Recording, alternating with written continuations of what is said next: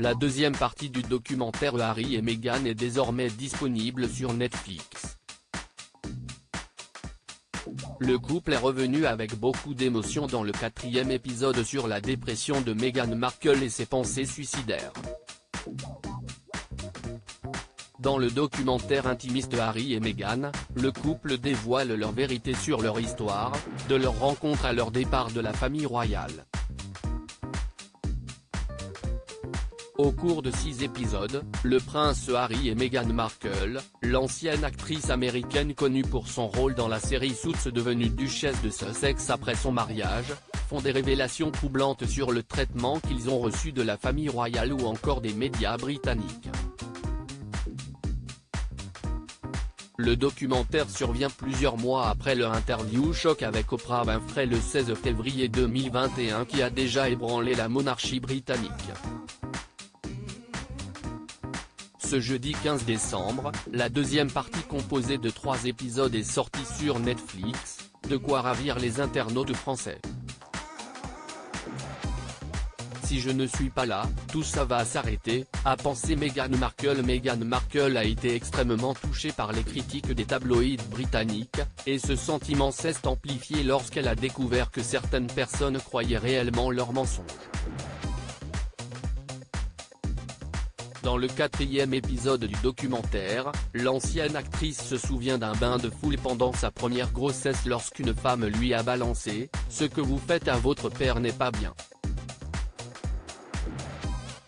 À ce moment-là, de nombreux articles paraissaient dans la presse People à propos de sa relation compliquée avec son père, une situation difficile pour elle et qui prenait de l'ampleur en dehors de sa sphère privée.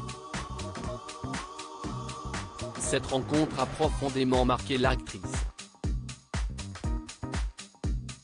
Et ça m'a profondément remué, a-t-elle avoué dans le documentaire.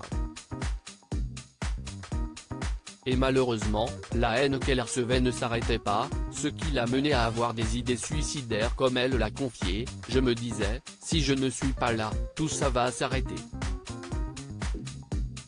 Et c'était le plus effrayant, c'était une pensée tellement lucide. Doria, sa mère, se souvient également de ses confidences à cette époque. Je me souviens qu'elle me l'a dit. Qu'elle avait voulu attenter à sa vie. Et ça m'a vraiment brisé le cœur parce que je savais que ça n'allait pas.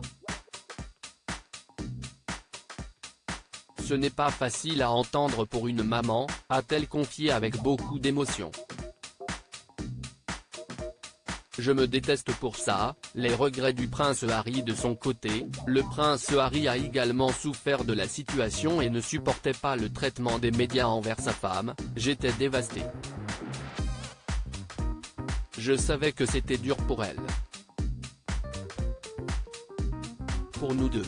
Je n'aurais jamais cru que ça puisse en arriver là et le fait qu'on en arrive là, je me suis senti en colère et j'ai eu honte. Cependant, il regrette encore actuellement de ne pas avoir agi à cette époque comme son mari, mais en tant que membre de la famille royale. Je n'ai pas géré ça très bien. C'est le Harry royal qui a géré ça et non le mari.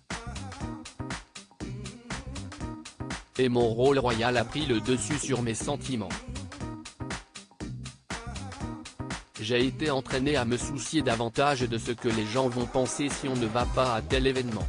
Et en y repensant, je me déteste pour ça. Elle avait besoin de bien plus que ce que je pouvais lui donner, a-t-il avoué tristement. Meghan Markle a demandé à la famille royale de l'aide pour sa santé mentale, mais elle n'a malheureusement pas eu un accès à des soins. Je voulais me faire aider mais je n'avais pas le droit. Il s'inquiétait de l'image que ça donnerait de l'institution. À lire aussi, ça ne les dérangeait pas de mentir pour protéger mon frère William. Harry et Meghan font de nouvelles révélations sur la famille royale.